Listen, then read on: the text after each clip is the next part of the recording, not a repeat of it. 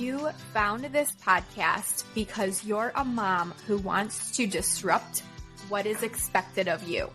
You're passion-focused, purpose-driven, and ready to break through to your own version of success and finally build a life and business that is totally on your own terms and led from your inner guidance system.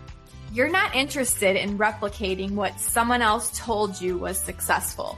You're 100% ready to design your own reality in life and business, and you're here for it, all of it. I see you, I hear you, I am you. So let's get started in turning our dreams into bite-sized actionable steps to launch forward toward our dreamy, soulful, fulfilling, and joyful lives and businesses. Welcome to the Moms with a Purpose show. Hi, Taylor. Welcome to the Moms with a Purpose podcast. How are you doing today? Hi, I'm good. I'm so happy to be here. How are you? I'm good. Thank you so much for coming on the show. I'm so excited to talk to you and to get to know you all about your business and what you do to help women and moms. So let's dive in a little bit. Can you tell me a little bit about yourself, your family, all those good things, how many kids you have? Yeah, sure. Of course. Yeah, so my name is Taylor. I am a mom of one. I have a 4-year-old toddler. Her name is Kara. We live in Arizona, but we are originally from Colorado. So we have already traveled a lot. She's lived in Colorado. She's lived in Texas. Now we've settled here. I don't even know sometimes how to describe everything that's happened. I am now a full-time women's coach. I don't steer men away by any means, but I do tend to attract more women. And I work in more like spiritual and holistic healing. So that is something that comes up a lot with my kiddo. We do a lot of like yoga together, nature hikes together, sound healing, those types of things. And yeah, full-time coaching. I tend to do it from a holistic perspective. You know, we are, of course, a body, but I believe that we're also like a body and a soul and a higher purpose all entwined in one. So I have a background in psychology. That's what I did my bachelor's in. I did a double major in psychology and human development, and then I went on and got my master's in teaching. I was an elementary school educator for 7 years, and during, the pandemic and that great big pause, I was spending so much time at home with my kiddo, and then things started reopening, and I was like, I don't want to leave my kid. I don't want to go back to the way things were. I've had so much time to sit and develop who I am and work on my relationship with my kiddo, which I don't think was in a bad place by any means, but just having that bonding time. And I was like, well, I don't really know where I'm going to go with this. So I kind of chalked everything up to spirit and decided I was going to quit teaching and become a certified coach. And instead of focusing just on the psychology of it all, I was going to start bringing in some woo pieces. And that's what I do now, full time. I love that. And I can so relate to that whole just kind of reevaluating things in your life during that time. Similar things happened to me. I wasn't a teacher, but I worked for a major corporation and I walked away from it as well. So definitely like a very similar story. I also have one daughter, so I can relate to that as well. But I love that you said you kind of bring her into your practices. I absolutely love that. I do the same with my daughter. It's a great bonding experience. And I mean, it's a big part of my day. And, as a mom, you can't really have a part of your day that isn't somehow intertwined with their day and vice versa. And so it was like, well, what am I going to do? Just never do it around you? Or do we, I guess, start having these conversations early? And I opted for the latter. So we talk about all kinds of stuff at an age-appropriate level. Her yoga stretches are something to be seen, for sure. A hot mess, but I think it's healthy. I think it's good. And I also, how often do you really ever get a spare minute to do something just by yourself? So got to find a way to make it work. For sure. Yeah, you have to work it in somehow. And I think like it's so amazing as well. I don't know if you've noticed this, but with like kids, they are so just intuitive by nature. And it's amazing some of the things they say. They just say it without editing it. And you're like, wow, like where did that come from? And it is. It's simple wisdom, right? And it seems we hear it and we're like, wow, how did you know that? But I think that at some point we all probably knew that. We all probably saw things like that. When I was teaching, I loved just, a quick transition, do some quick breathing. The kids would ask in the morning, they're like, we didn't do morning yoga. It was literally 5 minutes of our day. But it had such a huge impact in seeing them be like, I feel so much better. I feel calm. I felt like hearing it from the mouth of babes, without scripting, without prompting, to see that these things do have an impact. It was really nice at the time, and it felt very reaffirming. It's also one of the reasons that I chose to leave, because that's kind of frowned upon in the education system. But nobody can tell me that I can't do it at home. So that's nice. So we're going to do it at home. Yeah, for sure. What kind of sparked your interest in spirituality, all things woo? And that is the name of your podcast as well, right? You have a podcast called All Things Woo. Can you talk about just like what sparked your interest in it? How did you sort of get there, a story behind it or anything? And then you can talk about your podcast as well if you want to. Sure. I feel like my interest was familial. It started because my dad was actually a pagan, a practicing pagan. I was raised with that. My mom, however, was not. My mom's a Christian.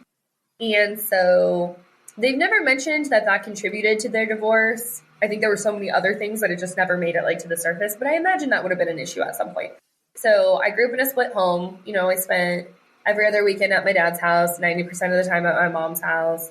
And when I was with my mom, things were just very traditional, I would say. Her side of the family is very conservative. You have to get a 9 to 5. You have to have a 401k. You have to have a respectable job. We don't rock the boat. And then I would go to my dad's house and it was like, do what you want. Do what you feel called to do. My grandmother is actually a psychic medium. So there was a lot growing up with that about communicating with spirits and offerings to the ancestors, the full moon magic, that kind of stuff. And it was definitely frowned upon in my mom's home. And she was like, that stuff is so weird. It's crazy. I think you people probably need to be committed. You're a child. We're not. I think she still thinks I need to be committed sometimes. But it was just kind of, she had such a distaste for it. And I couldn't understand it until I would say I was probably about 10. And my great-grandfather passed. So my mom's grandfather passed. And he came to visit just to say his goodbyes, much as a guardian angel or a spirit guide or somebody would. And all of us kids had these profound dreams and reactions. And my siblings were all younger than me. And we all woke up talking about my grandfather and all these things that he had said and things that we couldn't have possibly known. And I guess my mom had seen him too and was willing to chalk it up to a dream. But with 4 kids in the house talking about a spirit that's come to visit, you can't really brush it aside. And in that moment, there was a lot of healing. I think it was really good for her. But she mentioned it and she was like, I just don't want you to be like your grandma. I just don't want you to always open up and channel these things. I don't want you to talk to them all the time. I don't want you using that gift. And I was kind of like, is that acknowledgement? Is that confirmation? So that was a huge moment in my childhood. And as much as she didn't like it, I was like, that's definitely something that calls to me. That's something that I want to be doing. And so I did. So I have read tarot for about 15 years now. My grandma gifted me my first deck when I was 12. So I've read a lot of tarot. I wouldn't claim the title of a medium. I don't think that my skills are that honed, but the clairaudience and the clairsentience are really strong.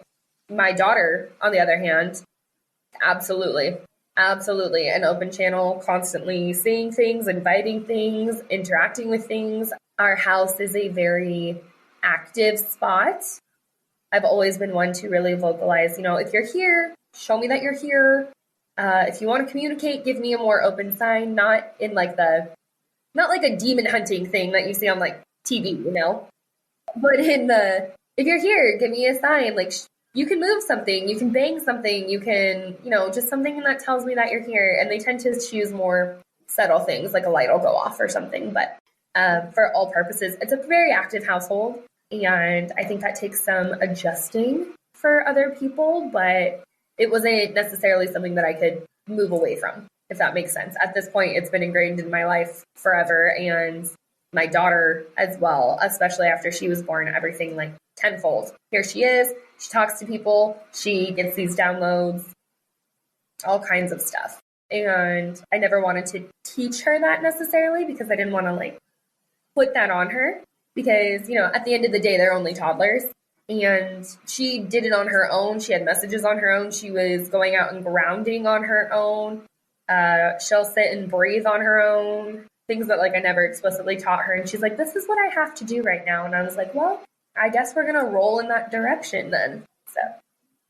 Yeah, I love that. Yeah. And I guess for listeners who are not familiar with like clairaudience, clairsentience, like those different concepts, can you like talk about that a little bit? Because like we all of us have something like that we're psychically connected to in some way is what I've come to realize, but some people's are stronger than others, right?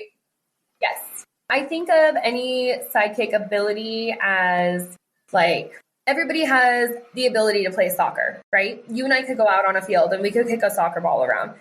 Would we compare to professional athletes? No. And like our toddlers could go out there with us and they could kick a ball around too. And, you might practice a lot and you might get better at it and you can improve, but you still might not be like quite at athlete level. I think of psychic abilities like that. Everybody has some innate ability, and with practice, you can get better. And some of those abilities might just not be quite in your realm. So clairaudience is probably my strongest clair sense. And any clair sense is really just seeing or interacting with something that wouldn't typically be there. That was a horrible explanation. A clair sense is reacting with something beyond. So I don't want to use the word seeing because, some people actually see spirits more often than others. But clairaudience is where you hear. Like you hear spirits really well, or you hear guides, or you hear from the other side. And it's kind of like getting a download. Like just all of a sudden you have this knowledge, or all of a sudden you hear this thing and it's like a pulling on your shoulder like, hey, they really need you to talk about this, or I really need you to do this or something. And so when you relay that message, you'll be like, I'm getting the sense that, you really have this and this going on. People are like, oh my gosh, how did you know that? Well, I didn't know that, but somebody on this other side or one of your guides or somebody does. And clairsentience is really like being able to sense other people's emotions, essentially more of like an intuitive, I can relate with what you're going through. It's more empathetic. I can feel where you're at, and that works on both ends. So you might feel more open to people in situations and you're like, hey, I can tell this really bothered you in this way. And people will be like, how did you know that? Like, I haven't talked about that. And when it works on the spirit side, it's more of this person is trying to come through because they have something normally like a goodbye or like a final message or a, hey, I'm okay. Like, will you please let my family know I'm okay? Those kinds of things. Not to be confused with like being an empathetic person, because I think that there's different levels of that. But like when you get those hits that you can see somebody and be like, oh, I know that you just had a loved one pass because I can feel it on your end and I feel them here. So it's kind of like a two-way line. There are other senses as well. There's other clairs. Yeah, that makes a lot of sense. And so I can see that really like having those sort of gifts really helping, when you're working with coaching clients and kind of sensing, if you're working one-to-one with somebody and you kind of sense those things, it could really probably benefit the relationship and the coaching experience, right? I think it does if you're open to it. It's definitely not something that you just walk around and you're like, hey, by the way, just wanted to tell you I have a message or anything like that. You have to be very careful with it. So that's something that I lead with very early on. Like, are you looking for more intuitive open-ended spiritual coaching, or are you looking for just traditional, let's sit down, stick by the book, and focus on the psychology piece? So I think both have pros and cons, but it's definitely something of like, you have to be open and willing to have that relationship. And it also takes a lot of introspection, I think. Because if you're sitting there telling me, no, this is fine, this is great, this is awesome, I've been doing this and this, and I can pick up that you're not. And then it's like, so are you actually doing that thing? Like, do you really want somebody to poke at it and hold you accountable? Or do we want to lie to ourselves a little bit? So I think it's great if you're willing to do it. Yeah, for sure. And I love how you distinguish that, like you sort of establish that and ask the client ahead of time, like, would you like to go more in the spiritual direction, or would you like to go more in like a traditional direction, like kind of leaving it up to them. And I think that is just huge, like, you know, having that like client consent and just puts all that trust in that relationship. I hope it does. So far, I haven't worked with anybody that's been like, no, that's not for me. Probably because it can be really polarizing.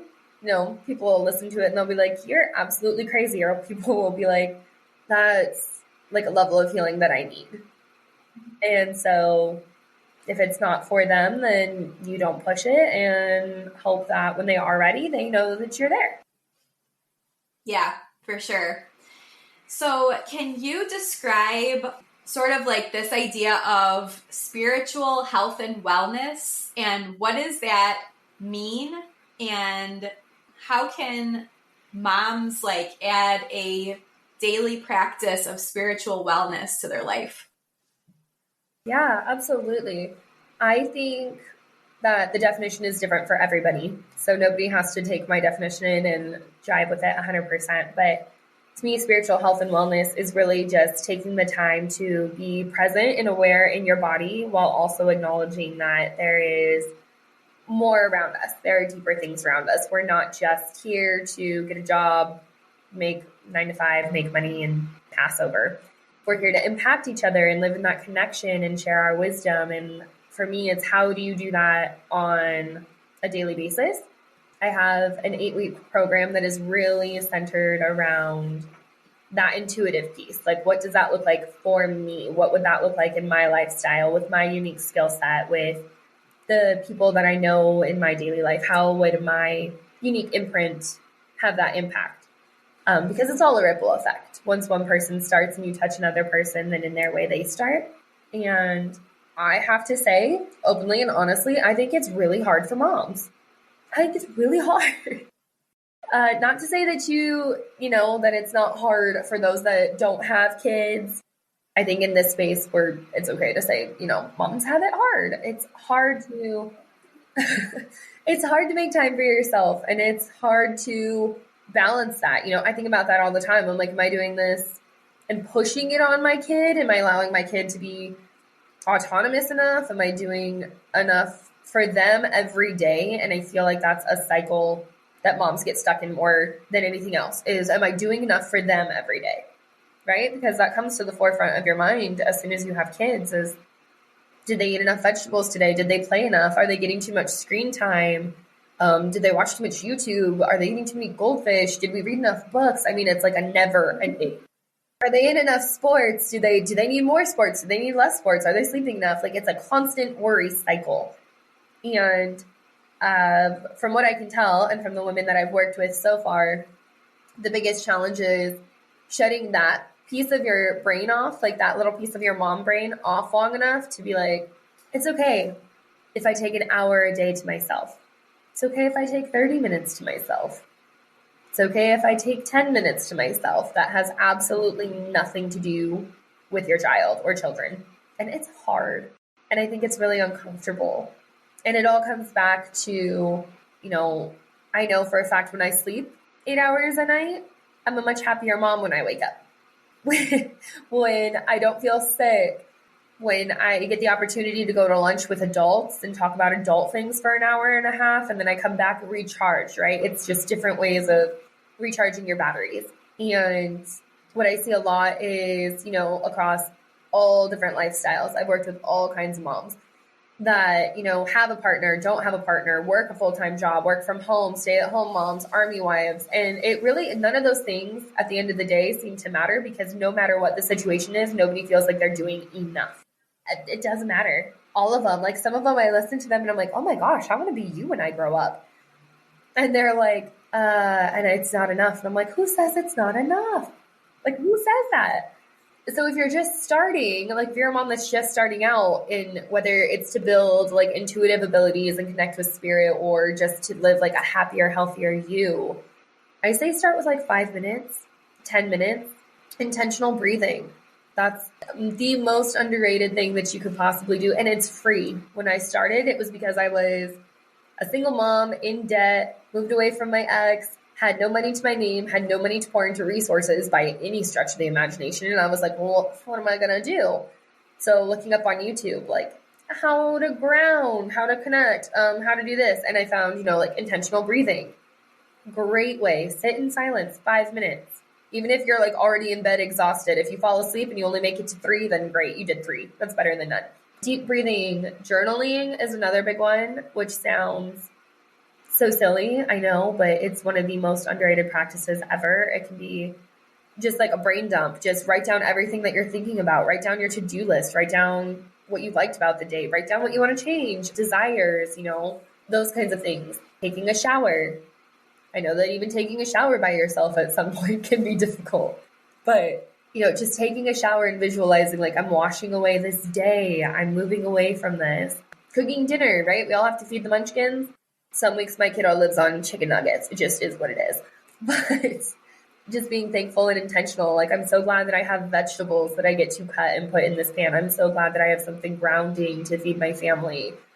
Just those small practices that you can do with a kid there or with a kid in the other room, I think are a really good way to just start. Sipping morning coffee and just being like, I'm so thankful for this cup of coffee right now. I'm going to enjoy it. I know that when I do that, I'm like, oh, I'm going to have this cup of coffee, and I'm picturing being on the beach, and then the mom starts halfway through, and I'm like, okay, we're leaving the beach. But just a couple minutes a day, I would say that is the biggest thing. The biggest piece is to just start. And once you do it like 1 or 2 times throughout the day, you realize, oh, I have like 3 minutes in here that I could do just like a mental check-in. I could do some deep breathing for 3 minutes, something like that. For sure. Yes. I totally 100% agree with that. I talk about that a lot too. Even if you only have 5 minutes a day, you can fit something in there. And I tend to break it up now instead of putting so much pressure on myself to like do it all at once. I just like, if I have a few minutes here, I'll do something. Then I'll do a few minutes when I'm like, I take a break after another task, and then just split it up if you feel so overwhelmed by like doing it all at once. Yes, absolutely. And like on the psychology end of that, like it's been proven that the smaller portions that you can chunk your stuff into, not only does it build like that neural strength and that positivity, but like you feel more accomplished. If you do 2 5-minute things instead of knocking out a whole hour for the day, like it builds that same endorphin response. And it'll be like, oh, I did something great. It gives you a boost of serotonin, gives you some happy fuel, gives you all of the good things. So if you're like, I don't have time for this, because I normally don't. I really feel like I never have time for anything. I'm like, okay, I did 3 minutes here. I did 2 minutes there. I was waiting in line at Starbucks this morning and I breathed for 2 minutes there. Like that adds up. It's a whole lot better than sitting down at the end of the day and being like, oh my gosh, I didn't get an entire hour and a half straight of yoga or journaling or reading. Like, ain't nobody got time for that. That's what I think of all the time. Just do it. Yeah, and for sure. And if there is a day where it happens where you do get like 40 minutes straight of something, then it's like, oh my God, this is incredible. Like relish that moment. But yeah, we don't have that every day for sure. No, and I think it's unrealistic to act like we do. And then like, I don't know, for me, I hear about all these gurus and like people like spiritual gurus and influential coaches and all these people that I look up to.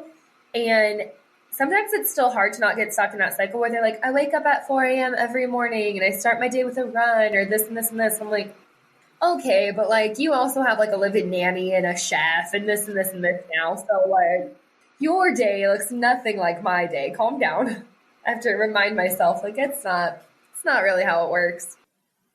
Definitely. Yeah. And I think also like a lot of moms kind of beat themselves up for not, feeling like they don't want to wake up that early, or like they have put this pressure on themselves. Like, I have to do this because that guru said I have to wake up at 5 a.m. But like, what if you just don't want to wake up at 5 a.m.? You feel better waking up at 6:45 and that's your like optimal wake up time. Like, there's nothing wrong with that. No, and that's the other thing to think about, right? Is in this age of like social media and Instagram and TikTok and all these like where all this information is accessible pretty much at any point in time, you hear so many different things and people being like, use discipline. If you want it, wake up. If you want it, do this. If you commit to it, do this. And you're like, it's not that I don't want it. It's that I maybe need a couple hours of sleep. Like everybody's situation is different. Or like you said, like optimal wake up time. I am a morning person. I up out of bed 5 a.m. great, but come like 11 o'clock, I'm at the end of my productivity. I'm done. A couple of really good productive hours in the morning and I am done. And instead of being upset about that and like holding myself in this space of like, wow, you needed to do more. You could have given more. No, I'm going to utilize those morning hours and then I'm going to take the rest of the day to do what I want. Fill my cup up, do those things. Building your own practice, right? Like what works for you, what works for your family, what works for your lifestyle. Because even with you and I sitting here, like we can be in agreement about, yeah, chunk your days, do it in a couple of minutes, but your toddler is vastly different than my toddler. And what works for mine won't work for yours. So even within those realms, like what works for you? I think that's huge. Yes, very huge. Yeah, I find like a lot of times in personal development coaching and in that industry, there tends to be a lot of like, well, just do this and it worked for me. I think especially with moms is what I've noticed in having all these chats with different moms around the world and in just being in this space, it's like, it doesn't work that way for us. Like we have to figure out what works best for our individual situations. Yeah. And they go through those weird growth periods, right? Like one day my kid loves chicken nuggets. The next day we won't eat anything that's purple. The next day we hate bananas. I'm like, you just ate 3 bananas yesterday. What are you talking about? So from like, those small changes to the big ones, they grow, they get their teeth, their sleep schedules, what they like. They love this TV show, then we're done with it. I don't want to go to the park today because now all of a sudden my toddler thinks that she can rollerblade. And I'm like, you've never even tried. Where did this come from? But now we're on a rollerblade kit. You just have to be flexible. So I think holding yourselves to these like ridiculous, and they're ridiculous. I think having structure is great, but they're ridiculous standards that we put on everybody too. Just wake up, just go work out. If you wanted to, you would. Doesn't work like that. No, yeah, definitely doesn't work like that. I agree. So you talked a little bit about like doing breathing techniques, breath work. Can you talk a little bit more about like what is one, maybe you can share with us and the moms listening, like what's a good breathwork technique that they could do in like maybe less than 5 minutes? Yeah, sure. So as I mentioned, I stumbled on breathwork a couple of years ago when I was flat broke. I had no money to my name. I was leaving my daughter's father, like all around a turbulent time, right? And I was just trying to find anything in like the self-help world. And I'd always heard about meditation. And, you can YouTube and Google like guided meditations.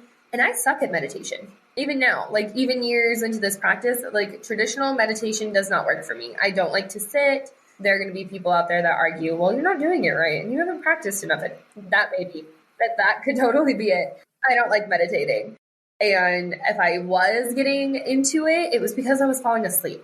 And obviously, if you're meditating, you shouldn't be falling asleep. So I was looking in that realm of things to do, and it was like guided breathwork session. And I was like, how hard can that be? I know how to breathe. And so I started looking it up on YouTube and going through different things. And it's essentially like a form of active meditation where it'll still calm your body down, help you with your heart rate, calm all of your systems, and allow you clarity. It also mimics the effects of, different drugs in your brain on a healthy level, all with breathing, guys. It's okay. You're not doing anything. But, like the happy, the feel good, the strong emotions, the visualizing, it activates all of that. And all you need is your own body.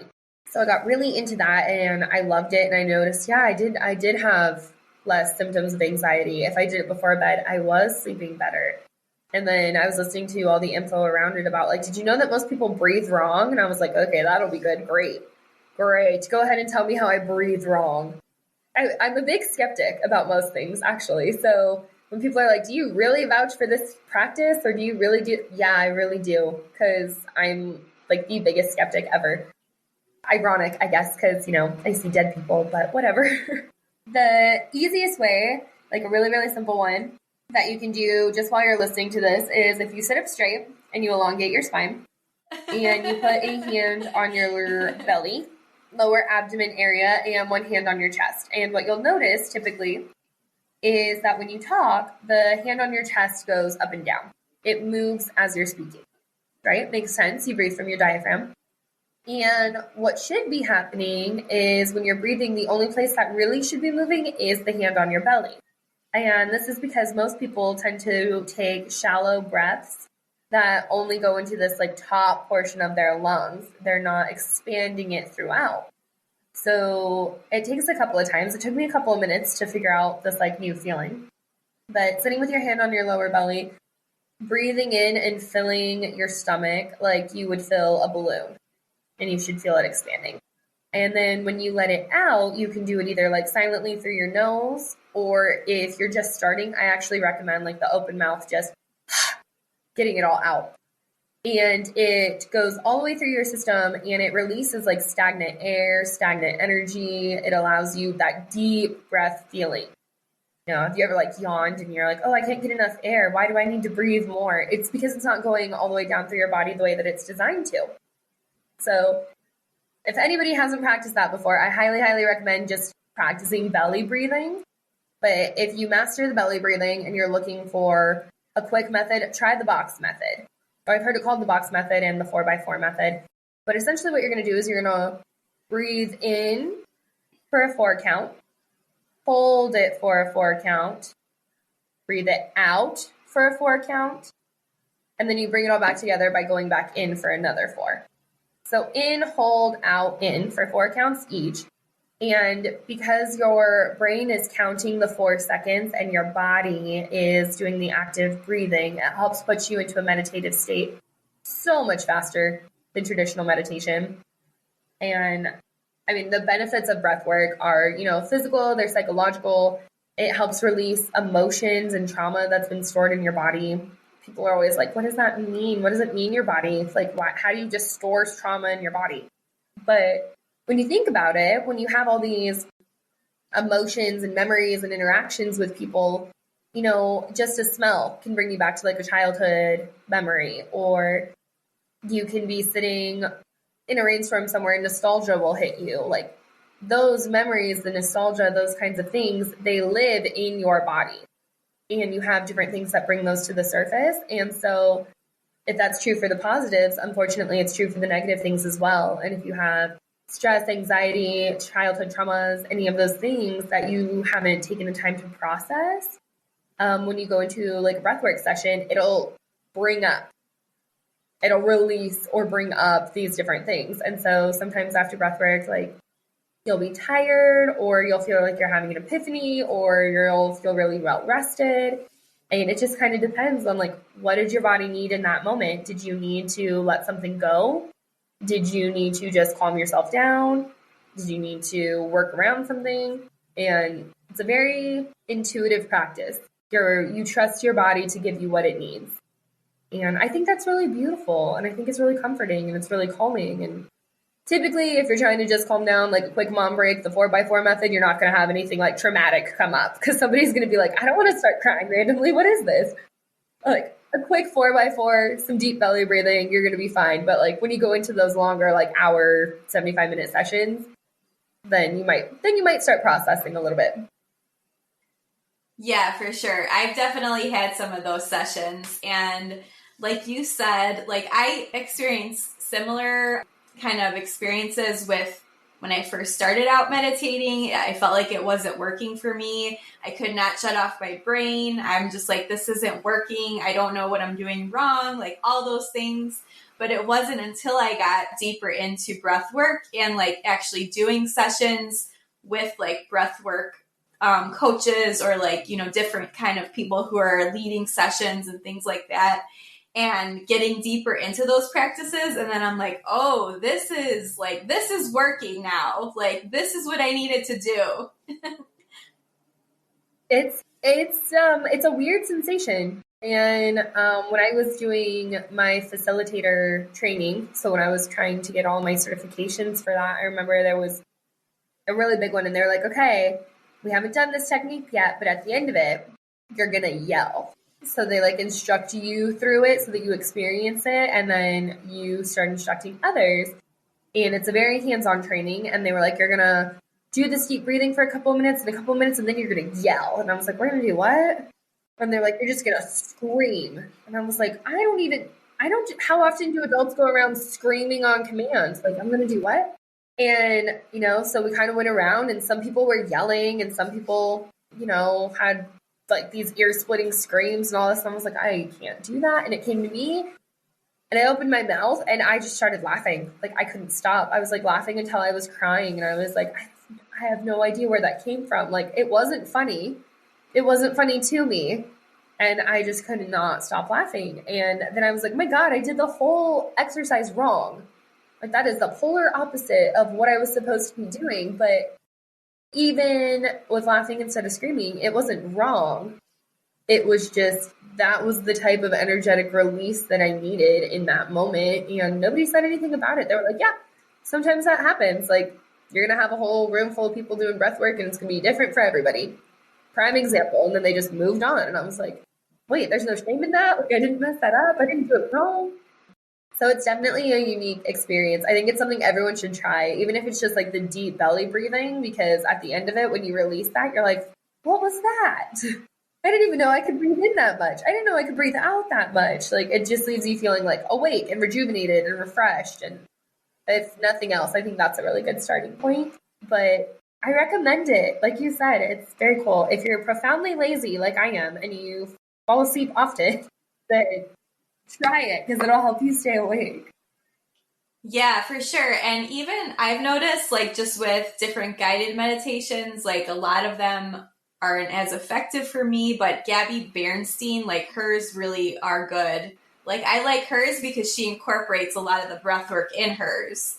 So if moms are listening and you just want to download something real quick, go to her website, and she has a bunch of downloadable like meditations that have like breath work in them.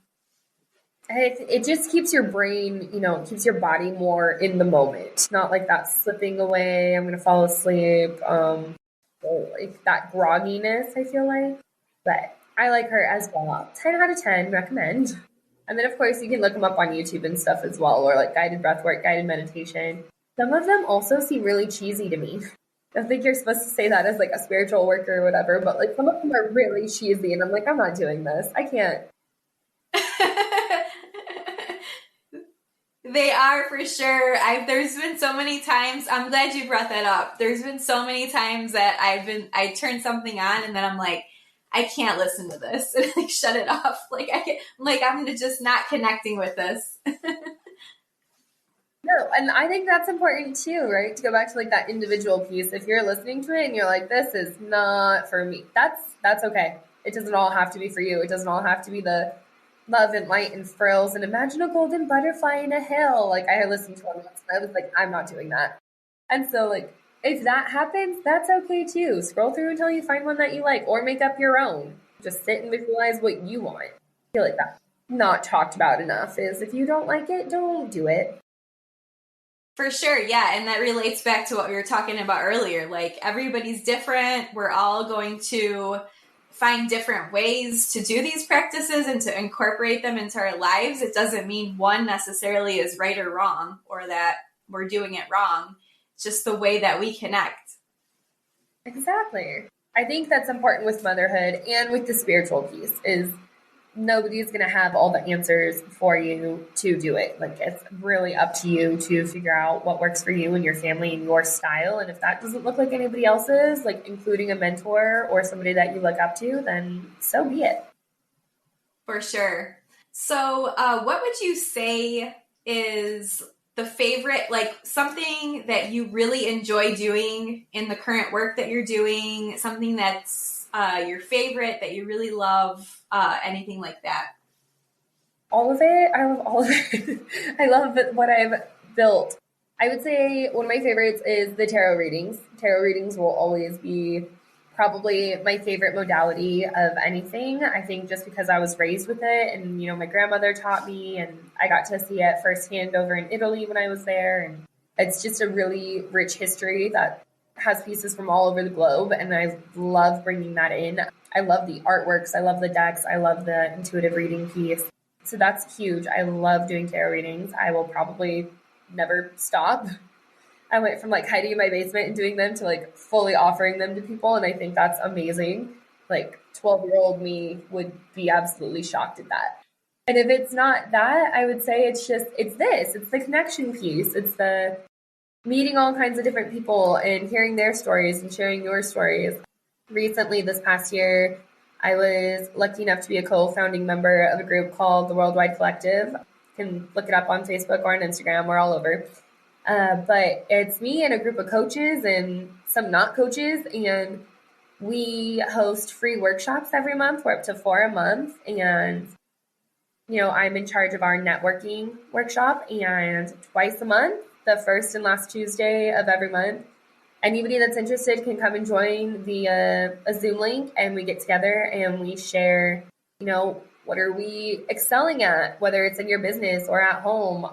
What could somebody help you with? What are you looking for? Are you looking to network? Are you looking to be on a podcast for the first time? Are you looking to like write a book? And it's just really awesome to have all these people come together for free. So, nobody's getting paid. It's just like this general desire to come together and meet like-minded people and see, like, can you connect with somebody that has something for you? Can you give something to somebody? And I think that's probably my favorite. If not tarot, then it's that. Just the meeting people and the seeing and the connection and like building friendships off of that, I think is so, so important and so underrated in most like workplaces that I value that a lot. I love that. I'm going to have to check that out, look that up. That sounds like an incredible community to be a part of. I think no matter what, I think all moms could use more community. Like whether it's army moms or single moms or moms that are just alone a lot or moms in business, like I can't count the number of times that even with like other coaches or entrepreneur friends or just moms in general that I'm like, I love my kid. She's driving me nuts today. And just to have somebody be like, I get it. I understand. Or to tell them those stories. Like my kid ate 4 bananas yesterday and today won't touch a banana because she hates them. And like, why are they like this? Why are they such tyrants? Why are they so cute? Just be able to bond in that. And then, I think most bonding comes out of things like that. Like you have a kid, I have a kid. Let's hang out. Let's lift each other up because it's hard. Let's give encouragement. Let's give advice. Let's give business advice. Let's go on each other's podcasts. The networking and the friendships and relationships that come out of that are invaluable. Yeah, I definitely love that piece of it too. That's probably one of my favorite things and why I continue to do this podcast. I just love connecting with moms like all over the world, really. That I've had moms like from Australia, from Germany, from like all different countries, and it's just incredible. See, and it's a common thread. Like it starts with one thing of like, oh, hey, you're a mom, I'm a mom. And then it leads into you like this, I like this. You also enjoy binging murder shows? Great. You enjoy Bridgerton? Great. Like you like tarot cards? Me too. Like you never know. And I think it highlights that humanity piece that for, you could be here, you could be in Germany, but there's somebody else like having that experience as well. And it's something to bond over. And like, why not share in that humanity experience when you can? Why would you do it all alone? That seems ridiculous. Definitely. 100%. Yes, I agree with all of that. So switching over to like your business for a few minutes, what's the biggest takeaway you've learned from starting your business, do you think? A personal takeaway or a business takeaway? One of each if you have them. I would say the biggest personal takeaway is to always do your inner work, which can be a really touchy subject, but I think it overlaps with everything that we've talked about, that taking time for yourself, that caring for yourself, doing something that's good for you, even if it's good for nobody else. Making sure that you're also, eating properly, sleeping properly, doing things that fill your cup, because you can't give back to anybody, children, spouses, it doesn't matter. There was a lot of healing that I had to do to really get to be in a place where I could effectively serve others. It's one thing to serve on the surface, but to know that you're genuinely impacting other people, you got to do your own stuff first. And that's very uncomfortable. As far as business goes, I would say it's a similar message to what we were just talking about. Is like, nobody has to do it alone. You don't have to do it alone. In the past year and a half of starting a business, I've met so many coaches. It's kind of mind-blowing. And then, that bleeds over into a coach has a friend that's published books. And the number of published authors I actually know is crazy. I mean, we might not be like J.K. Rowling status, but, I think that's reaffirming. There's everyday people out there publishing books, making money, if that's what you want to do. There's people doing breath work. There's people like yourself that, maybe I'm not a crazy mom. Maybe there's other spiritual moms out there that, want to connect. I don't do my own graphic design, anything. I know somebody that does that, and great, maybe we can swap for tarot readings, or, the situations are really endless. It's kind of a message of if you want to do it, you can do it. I have 6 friends that own candle businesses, and they all sell candles, but they're all still successful because they do it in a different way. There's no reason that if something is calling you that you can't make it happen. Which I know sounds very cliche because, money is a very big deal. Marketing is a big deal. Those kinds of things, yes. But I think if you really go after it, there's always a way through your community and through the way things are. Look at you. Did you think that you would ever have a podcast? I did not. No, I did not ever think I'd have a podcast. I'm actually a very big introvert, so it's very shocking to me that I have a podcast still but I love doing it, and I love connecting one-on-one. So I think that's what it is. If I'm connecting one-on-one, I feel really good about that. In other situations, I might be more quiet or introverted, if that makes sense, but it makes sense, but I mean, you've had to have people come up to you and be like, oh my gosh, I listened to your podcast. Wow, this episode really resonated. Wow, this was so great. See, in the smile that you get, that was something that you maybe never thought that you would do, but here you are doing it and being successful at it. And the feeling that gives you is just, I mean, I know the feeling it gives me is wow, I can't believe this is my life. I can't believe this is something I get to do. It's that thing. You can always figure it out. There's always a way to do it. And I think that, again, that connection piece and building connections and just being authentic when you're doing it is how you call more of those opportunities and those people in. Definitely. Yes. The authenticity piece, that's huge. That is something that I'm super passionate about. I believe in authenticity through everything. If it doesn't feel like it's authentic to you, then don't do it type of thing. Yeah, I love that. And I mean, that's how we found each other also. So there you go. It's just proven to work. Yes, for sure. So are there any other thoughts you want to leave moms listening out there today with? Anything else to add? Any other words of wisdom or anything else you just want to throw out there? I would say come connect with me, even if you're not doing services or anything. Come connect with me. We can talk about mom stuff or woo stuff or tarot or, none of the above if it's anything else. Yeah, come connect with me on Instagram. That's where I'm the most active. I would love to hear from everybody. I'd love to hear opinions and feedback too. Hey, I agree with this, or I don't like breathwork because of this. Just something to start a conversation. I'm really passionate about that. I think it's a lot of fun and I think it's important. So come connect with me. And outside of that, no, not really. Thank you for having me. I always get so nervous. Doesn't matter how many times I do a podcast. I'm like, oh my gosh, I'm so nervous. Yeah, of course. This was such a great conversation. I love, of course, talking about all things spirituality and business and all of those good things, all the woo-woo things. Is there anything in your business right now that you're promoting that you're super excited about? I'm always taking guests that want to come on and do my podcast with me. So as we mentioned, it's called All Things Woo.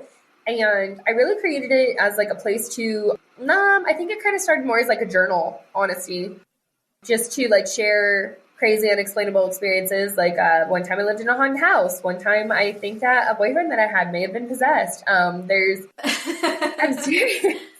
That sounds very cliche, but just fun, funky, unexplainable episodes.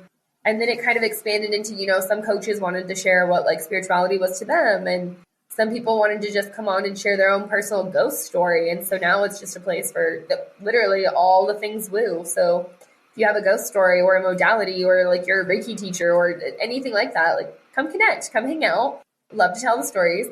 As far as coaching goes, I would say the Worldwide Collective is a great place to start if you're curious about it. We're on Instagram at worldwide_collective or on Facebook as the Worldwide Collective. And like I said, it's a group of coaches and non-coaches. We have like a licensed hypnotherapist. We have a crypto expert. We have breakup coaches. We have sexual sovereignty coaches. We have youth mentors. We have people that aren't coaches at all that just work in mindset, those kinds of things. Sounds great. Yes. And I'll be sure to post all your links in the show notes as well. So everyone can go follow you if they're interested in striking up more conversations or just to check out what you're doing. And I watch your reels on Instagram. I think those are great. So as far as working with me, I am based in the Phoenix, Arizona area. So I offer in-person breathwork, tarot readings, and coaching sessions. A lot of my clients find me online. You can find me on Instagram at @TaylorATalks_. And I have all of my offerings there. I have tarot readings, breathwork sessions, and various coaching packages to fit into everybody's price range. I don't believe that coaching should be limited to people that can only afford high-end tickets. So that's definitely something that I'm open to working with. And all of my coaching really comes from a spiritual and holistic lens, figuring out what it is that you need individually. It's normally really centered around intuition development because you can't strengthen yourself or your path without knowing who you are and where you're going. So that is working with me. And as far as the Worldwide Collective, we started as an online community for entrepreneurs, business owners, people that are aspiring artists, creatives, and we have grown actually very rapidly. And so we have a Facebook page and an Instagram page at Worldwide Collective. And we are also coming up on our very first in-person event. It's going to be in Chula Vista, California on June 4th. I almost said the 3rd. It's going to be on June 4th. So if you're in the area, you can come on by. You can see a fashion show. We have a performer. We have a DJ. We have all kinds of booths of people advocating for their business, for their products, for things that they've created. It's going to be a very cool event. I'm very excited. If you can't make it to that, that's okay. We are currently working on retreats. There will be a couple of other events in October and in December as well. So things to look forward to. I would suggest joining the Facebook page or following us on Instagram just to get a feel for it. And we're all very, very responsive. So if you have a need for hypnotherapy, we have a licensed hypnotherapist, we have a graphic designer, we have a person that works on clothing, we have a business consultant, we have all kinds of everything, a little bit for everyone.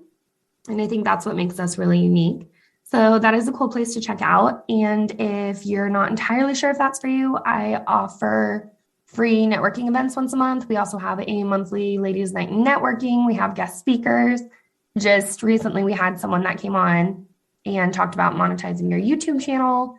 So it's a very cool place to connect and get free resources. And I hope to see you guys either on Instagram or on Facebook. So thank you so much, Taylor. I really enjoyed this conversation. Definitely would love to connect again in the future and talk about more things woo-woo and all of that good stuff.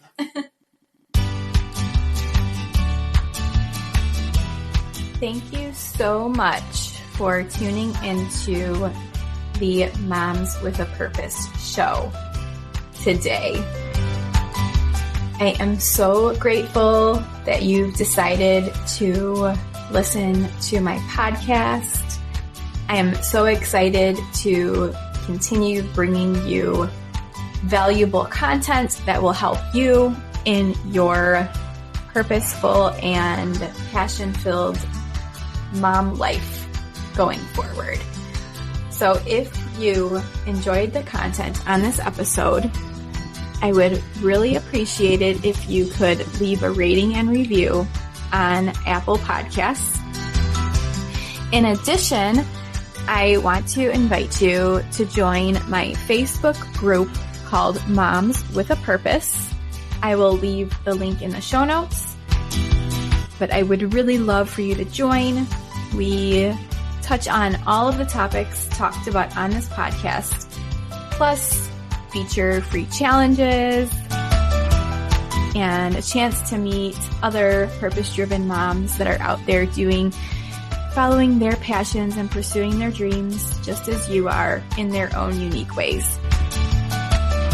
So I would love to see you in the Facebook group.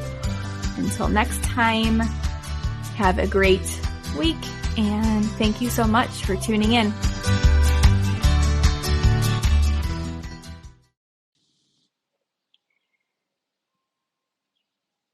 Hello, friends, and happy Tuesday. I am going to be officially starting something new on the podcast. So this is the first week that I'll be doing this, but I'm going to be doing a special Oracle card energy reading each week, and most likely released on Tuesdays because that's the day that works out best for me. My daughter's in summer camp. I have a few quiet moments to myself in the morning, so I want to pull some Oracle cards for you guys and give you the energies for the week. So this is a special day because it is summer solstice. It's the first day of summer in the northern hemisphere. So we're feeling those energies. We're feeling the shift in the seasons. We're going from spring to summer. I know I'm feeling like some personal shifts, some transformation happening. I feel myself shifting into something new, into a new direction, into just more power in my business, more purpose. And I'm feeling that shift. I hope you guys are too. And so I'll get started and I'll just pull whatever messages come through. So I'm using the Starseed Oracle today by Rebecca Campbell. It's a beautiful card deck. If you're interested in getting one of these card decks, it's a really great starter one. You can get them on Amazon or hayhouse.com. But Rebecca Campbell's a really beautiful, she has a lot of beautiful Oracle card decks. So let's pull some messages for today. Okay, so the first message that came through was Inner Earth. You'll survive this. New solutions and beginnings. So this is a really relevant message for today, for the summer solstice. I was just talking about new beginnings, shifting of seasons, changing of seasons. We're going from spring to summer. Some of us are experiencing new beginnings in this shift. So Inner Earth is believed to be a hidden subterranean world within the planet itself. Many ancient cultures mention it in their stories. It's said that some of the beings of ancient lost lands, such as Lemuria, Atlantis, and Arvayaktar, went there. Hindu and Celtic lore mention caves and entrances to underground worlds. Tibetan Buddhism refers to the secret mystical city Shambhala, which is thought to be located in the Himalayas. So this message strongly, I feel, is about exploring your inner earth, your inner self, right? It is reaching deep down to explore what is it that you are desiring to bring into the world. So many have searched for inner earth in the physical world without success. So it's a mystery. Is it a place that exists in the physical or on another level of consciousness? So the messages coming through, there are solutions beyond what you can perceive. There's surprising outcomes to your problems and situations. There are resolutions that are in the best interests of all involved. If you find yourself facing an obstacle or feeling stuck and have no idea what to do, you're being reassured that there is a way out. You'll survive this and things will work out. Also, if you're feeling like you're stuck, if you're in a rut, I know some of this energy. I've felt some of this energy in the past week, just feeling like a little bit like, what should I do next? Like, if that's you feeling like, what should I do next? I'm feeling stuck. You're being reassured. This message is reassuring you that there is a way out. You will survive this. Things will work out. So soon you'll see new worlds of solutions come available to you. Signs from the universe, helpful people, and support in unexpected and expected ways. But first, you need to do something different to shift your focus. So you're being called really to shift your energy or your outlook. And again, this is such a wonderful message, especially on the summer solstice. I feel like this message divinely came to me to be shared with you as we shift in seasons and physical seasons on earth, as we shift in our inner selves and our inner seasons.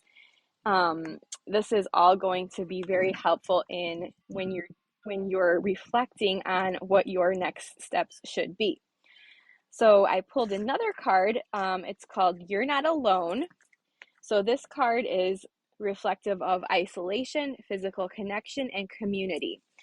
So this is interesting. So the first message is kind of asking you to go inward, to inner reflect, to do some inner reflections on what you're truly wanting to bring into the world, what you're wanting to manifest next, what your next steps might be.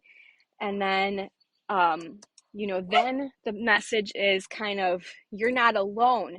Go to your community, rely on your community, have those physical connections with people. We are not meant to go it alone in this life, right? A lot of us might have been feeling isolated from the past 2 years of going through this worldwide pandemic and everything shifting in our worlds, right? Some of us might have walked away from previous jobs that we had. I know I did. And in a way, like in a sense, that was a dream of mine. But I also feel sometimes that isolation that you can feel when you are working from home by yourself, right? When you're creating your own business, when you're creating your own little world, like that can feel very isolating sometimes. So we might be feeling that isolation. I know I've heard, some people say how burned out they are on Zoom meetings and how burnt out they are on online summits and all of these things and master classes because we've been sitting alone by ourselves for a couple of years now. So we can feel like we're connected more than ever to people around the world, but we can feel more alone and isolated than ever. The energetic side effects of social media, of being connected all the time to technology, we're kind of evaluating, what does that do to our physical person? What does that do to our physical being, to our auric, to our aura, to our auric field, and to our connections with our community? So you're being really called to reflect on whether you're feeling isolated, whether you're yearning for a community, a physical community. Maybe look at joining like a physical meetup now that we're, coming out of, I would say, quote unquote, the worst part of the pandemic. A lot of us are moving towards a more normal semblance of life again, whatever that looks like for you. So it might be an opportune time to look into a meetup group that you've really been wanting to try, to meet some new people with similar interests as you, to kind of venture back into the physical world to make those community connections, right? So how can you reach out to people in your life physically? And when you do, you'll notice that some of those other things start aligning, that we were talking about in the first card, the inner earth. You'll survive this, new solutions and beginnings. This could be a new beginning for you to reach out physically, to have some of that community physically in your life. Then we have surrender to the sweetness. So this is Venus energy, pleasure, joy, make love to life. This is a beautiful card. So this is really a highly sensual, feminine card. It's a call to surrender to the sweetness of life. Let the ever abundant feminine take over. Taste the fruits you've been working so hard to grow. Let your senses take over. Really drink in your life with wonder. Get intoxicated on the simple bounty that this planet has to offer, and which you have within you when your well is full. So this is kind of like calling on you to surrender to the beauty of Earth, right? And this is another beautiful message coming through on the summer solstice, because I know, personally in the summer, I spend way more time outdoors because of where I live in the United States. I'm in the Midwest, so a lot of time spent indoors in the winter. And then summer, I shift over to a lot of time spent outdoors because it is just good weather. It's sunshine, abundant sunshine. I like to get outside and soak in all the sun, because I know that come fall, winter again, we're not gonna have as much sunshine, and it's gonna be a little bit more gloomy. So I just love getting out and enjoying everything nature has to offer. So this is really calling you to enjoy, to venture outside, surrender to the sweetness around you that Earth has to offer. And going back to the inner Earth card, where it's telling you to go deep into your inner Earth, to your inner self, and reflecting in nature, grounding yourself, taking walks in nature, taking a bike ride in nature, disconnecting from social media. So not necessarily disconnecting from people. You could, maybe take one of your friends, one of your community members with you on a nature walk or on a bike ride. Both get out into nature together and explore. So I think this whole collective message is really about going inward, exploring your inner self, your inner Earth, and what is needing to come out for you in this transitional season, from when we transition from spring to summer in the Northern Hemisphere.